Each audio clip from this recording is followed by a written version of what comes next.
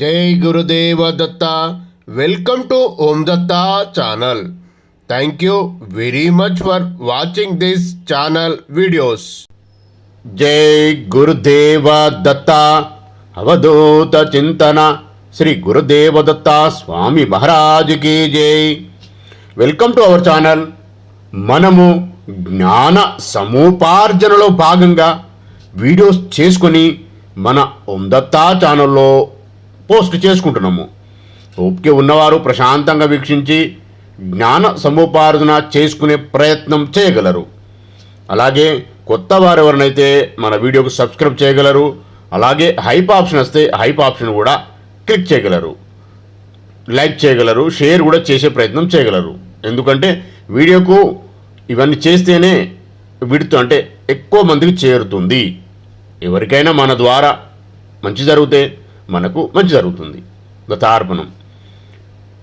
ఈ మన టాపిక్ వచ్చి మన కర్మలు పునర్జన్మ. ఇది చిన్న టాపిక్ ఏం కాదండి, చాలా పెద్దది. ఇది ప్రతి మానవుడికి బుద్ధిజీవుడికి అవసరం. చాలా డెప్త్గా ఉంటుందండి. ఎన్నిసార్లు విన్నా అర్థం కాదు.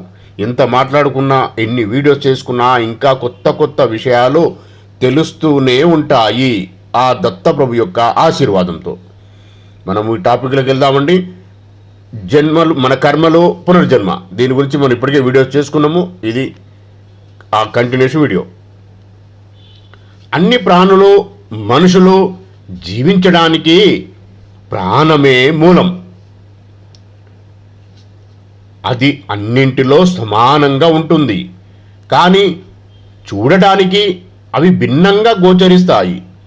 అయితే బాహ్యంగా అవి భిన్నంగా ఎందుకున్నాయి? ఆయా జీవుల సంచిత కర్మ ఫలాన్ని బట్టి జీవులు ఒకరికొకరు భిన్నంగా అనిపిస్తారు. ఆ దేహాలకు తగినట్లుగానే వారి లక్షణాలు ఉంటాయి. పులి ఎగ్జాంపుల్, పులి మాంసం తింటుంది, పంది అమేద్యం తింటుంది, మనిషి రుచికరమైన ఆహారాన్ని తీసుకుంటాడు. జీవుల దేహ స్వభావమే అంత. జీవి ఏ శరీరంలో ఉంటే దానికి ఆ లక్షణం వస్తుంది. ఇది సృష్టి ధర్మం. దీన్ని దేహ ప్రారబ్ధం అంటారు. దేహ ప్రారబ్ధ ఫలమే జన్మకు కారణమవుతుంది. ఈ దేహ ప్రారబ్ధము అనుభవించకుండా ఎవరు తప్పించుకోలేరు. అందుకే ప్రాణులు జనన మరణ చక్రంలో పరిగెడుతుంటారు. కొన్ని కారణాలు కలిసి ఒక కార్యం జరుగుతుంది. మట్టిని సేకరించే పని నుండి ఆ మట్టి నుండి కుండ తీసే వరకు జరిగినదంతా కర్మే. కుండ ఏర్పడ్డాక ఆ కుండను నిర్మించడానికి అవసరమైన ఏ కారణంతో ఆ కుండకు పని లేదు. అంటే కుండ ఏర్పడడంతోనే ఆ పని పూర్తయింది. అంటే కర్మ ముగిసింది. అందుకే దీన్ని కార్య విరోధి కర్మ అంటారు. కర్మ అంటే వియోగం, సంస్కారం, సంయోగములతో కలిసి ఉన్నదని భావము. ఈ మూడు లేకుండా కర్మ ఉండదు. కర్మకు పనికి తేడా ఉంది అని అంటారు. కర్మ మానసికమైనది, పని బాహ్య ప్రపంచానికి చెందిన ప్రక్రియ అని కొందరు అంటారు. కొన్ని పద్ధతులలో దైవానికి సంబంధం లేకుండా కర్మకే ఎక్కువ ప్రాధాన్యత ఉంటుంది. ఈ కర్మల గురించి కొంత తెలుసుకుందాం. కర్మలు 3 రకాలు. మనం ఇంతకుముందు చాలా మాట్లాడుకున్నాం, ఇంకా కొంత వినండి. 1 ఆగామి కర్మ, 2 సంచిత కర్మలు, 3 ప్రారాబ్ధ కర్మలు. ఆగామి కర్మలు. మనం చేస్తున్న ప్రతి కర్మ ఆగామి కర్మల క్రిందికే వస్తాయి. వాటిలో కొన్ని వెంటనే ఫలితాన్ని కూడా ఇస్తాయి. మరికొన్ని తర్వాత కాలంలో, ఈ జన్మలో కానీ మరు జన్మలో కానీ ఇస్తాయి. కొన్ని భయంకర ఫలితాలు కూడా ఉంటే, ఎక్కువ పాప కర్మలు ఉంటే తొందరగా ఫలితం ఇస్తాయి. అసలు కొన్ని ఏ ఫలితాలను కూడా ఇవ్వకపోవచ్చు. పుణ్యకర్మలు దానిని డామినేట్ చేయవచ్చు. వివాహమైన దంపతులందరికీ సంతానం కలగకపోవచ్చు. అయితే కొన్ని మాత్రం ఫలితాన్ని ఇవ్వకుండా తర్వాత ఎప్పుడో ఫలితాన్నివ్వడం కోసం కూడబెట్టుకొని ఉంటాయి. ఉదాహరణకు మనం భోజనం చేస్తాము. ఇలా కొన్ని కర్మలు అప్పటికప్పుడే ఫలితాన్ని ఇచ్చేస్తాయి. కొన్ని కర్మలు వెంటనే ఫలితాన్ని ఇవ్వవు. దాన ధర్మాలు చేస్తాం, పుణ్యకార్యాలు చేస్తాము. అవన్నీ వెంటనే ఫలితాన్ని ఇచ్చేవి కావు. ఫలితం కొన్నాళ్లకు తెలుస్తుంది. ఇలా కొన్ని కర్మలు అప్పటికప్పుడే ఫలితాన్ని ఇవ్వకలేక తర్వాత ఎప్పుడో ఫలితాన్ని ఇవ్వటానికి కూడబెట్టబడి సంచితం చెయ్యబడి ఉంటాయి. ఇలా ఈ జన్మలో చేసే కర్మలన్నీ ఆగామి కర్మలే. 2 సంచిత కర్మలు. మనం పూర్వజన్మలలో చేసిన ఆగామి కర్మల ఫలాలను వివిధ కారణాల చేత అనుభవించలేకపోతే అవి సంచితమవుతాయి. అంటే ఫస్ట్ జన్మ నుంచి మనం చేసిన అన్ని కర్మలు అనుభవించే స్తోమత లేనప్పుడు అది సంచిత కర్మలు అవుతాయి. అంటే వాటిని ఒక జన్మ నుండి మరొక జన్మకి, అక్కడి నుండి వేరొక జన్మకు మనము తీసుకుని వెళ్తాము. జీవుడు శరీరాన్ని వదిలిపెట్టిన ఈ సంచిత కర్మలు మాత్రం జీవుణ్ణి వదిలిపెట్టకుండా అతడితో వస్తూ ఉంటాయి. జీవుడు ఈ శరీరాన్ని వదిలి వెళ్ళేటప్పుడు ఆ శరీరంలో ఉన్నప్పుడు సంపాదించిన కర్మ ఫలాలను మూట గట్టుకొని తగిన మరొక శరీరాన్ని వెతుక్కుంటూ వెళ్తాడు. దీనిని కారణం సంచిత కర్మలు. మరి ఈ సంచిత కర్మలన్నీ ఇందులో రికార్డ్ అయి ఉంటవి. అంటే సూక్ష్మ శరీరంలో రికార్డ్ అయి ఉంటవి. కానీ వాటిని ఇంకొకరిలా కానీ ఈ సాఫ్ట్వేర్లో డీవియేషన్ అనేది ఉండదు. మీకు పూర్తిగా కొంతలో కొంత అర్థం కావాలంటే ఎవరి థంబ్ అయినా ఎవరి వేలి ముద్ర అయినా సమానంగా ఉండదు. ఈ వేలి ముద్రలోనే మొత్తం పూర్తిగా నిగూఢమై ఉంటుంది. ఇది అర్థం చేసుకోండి. 3వది ప్రారబ్ధ కర్మలు. సంచితంలో కూడబెట్టిన కర్మలు పక్వానికి వచ్చినప్పుడు అవి ఫలితాలను ఇస్తాయి. ఇలా అనుభవించే కర్మలే ప్రారబ్ధ కర్మలు. మనం చేసుకున్న ప్రతి పనికి ఫలితం ఎప్పుడో ఒకప్పుడు అనుభవించక తప్పదు. మనం చేసుకున్న కర్మల ఫలితమే మనం అనుభవిస్తాము. ప్రారబ్ధ కర్మల ఫలితాన్ని అనుభవించడానికి తగిన శరీరాన్ని వెతుక్కుంటూ వెళ్ళి ఆ శరీరంతో జీవుడు మళ్ళీ ఈ లోకంలో ప్రవేశిస్తాడు. అలా వచ్చిన జీవుడికి ప్రారబ్ధ కర్మ ఫలాలన్నీ అనుభవించడం పూర్తయ్యే వరకు ఆ శరీరం ఉంటుంది. ఆ కర్మలను అలా వదిలించుకోవడానికి వచ్చి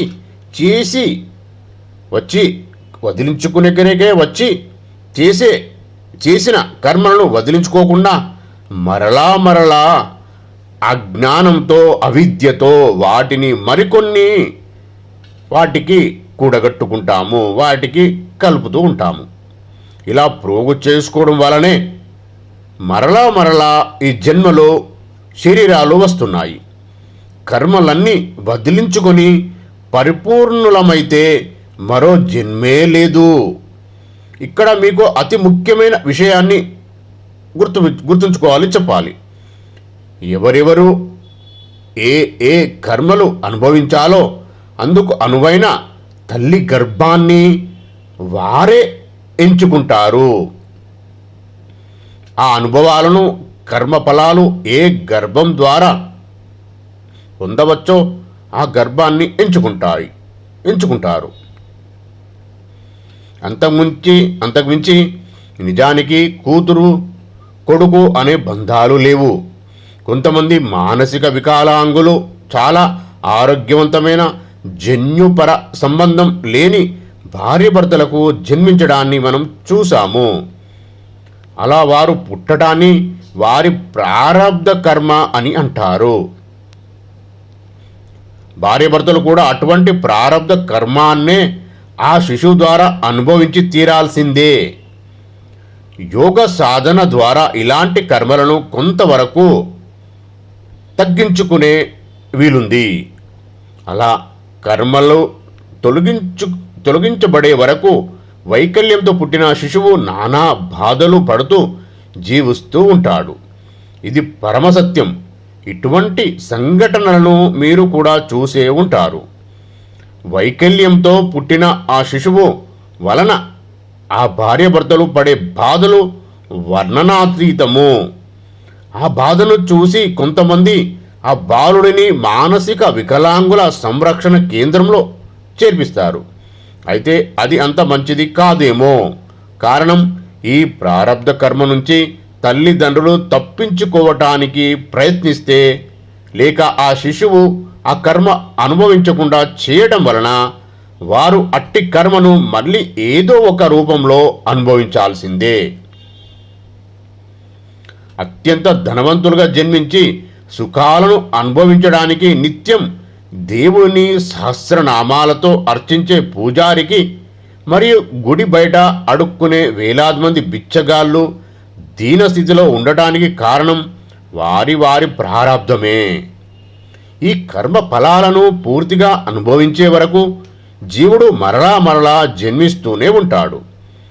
జన్మ పరంపరలు పూర్తయిన వారు తర్వాత దివ్య శరీరంతో రాశి మండలంలోకి ప్రవేశిస్తారు. సృష్టి ప్రణాళికలో వారి పాత్ర కనుక ఉంటే మరలా వారు ఈ భూమి మీదికి వచ్చి జన్మిస్తారు. ఇంతకు ముందర చెప్పిన విషయం, వారు ఏ ఏ అనుభూతులు పొందారో అట్టి తల్లి గర్భాన్ని వారే ఎన్నుకుంటారు. జన్మ పరంపరలు పూర్తి కాకపోతే వారు రాశి మండలంలోకి చేరటానికి అర్హులు కారు. కారణం, శరీరం నశించిన తర్వాత సూక్ష్మ శరీరం కూడా నశిస్తుంది. వెంటనే జీవాత్మ పరమాత్మలో లీనమవుతుంది. సూక్ష్మ శరీరం నశిస్తే కానీ జీవికి మోక్షం కలగదు. సూక్ష్మ శరీరం నశించాలంటే మనల్ని అలుముకున్న అజ్ఞానం నశించాలి. సూక్ష్మ శరీరం నశింప చేసుకోవాలంటే దానికి కారణమైన అజ్ఞానాన్ని నశింప చేసుకోవాలి. ముముక్షువు మొదటగా సూక్ష్మ శరీరాన్ని నశింప చేయకుండా దానికి మూలమైన కారణ శరీరాన్ని నాశనం చెయ్యాలి. అసలు ఈ శరీరం ఏర్పడడానికి కారణం అజ్ఞానమే. ఆ అజ్ఞానాన్ని నశింపచేస్తే కారణ శరీరం నశిస్తుంది. అసలు ఈ జన్మల పరంపరలు కొనసాగటానికి కారణాలు అహంకారం వలన అజ్ఞానం కలుగుతుంది. అజ్ఞానం వలన అభిమానం కలుగుతుంది. అభిమానం వలన కామ క్రోధ మోహాలు ఏర్పడతాయి. కామ క్రోధ మోహాలు ఏర్పడడం వలన కర్మలు చేయవలసి వస్తుంది. కర్మలు చేయటం వలన పునర్జన్మలు వస్తాయి. ప్రారబ్ధ కర్మలను ఆనందంగా అనుభవిస్తూ మరే ఇతర దుష్కర్మల జోలికి పోకుండా కర్మ ఫలాలను ఆశించకుండా జీవిస్తే మోక్షం పొందడం సులభం కావచ్చేమో. జాతక కథల ప్రకారం బుద్ధుడికి అది 700వ జన్మ అని చెప్పబడింది. ఇక మనం ఎన్ని జన్మలు ఎత్తాలో మళ్ళీ ఈ మానవ జన్మే వస్తుందని నమ్మకం ఏమీ లేదు. అందుకని ఈ జన్మలో సత్కర్మలు చేస్తూ మిగిలిన జీవితాన్ని గడపాలి. ప్రాపంచిక విషయాల లాలసలో ఉన్నప్పటికీ వాటి వాసన అంటకుండా జీవించడం అనేది కర్మయోగ సాధన సారాంశం. అంటే తామరాకు మీద నీటి బొట్టులాగా జీవించాలి.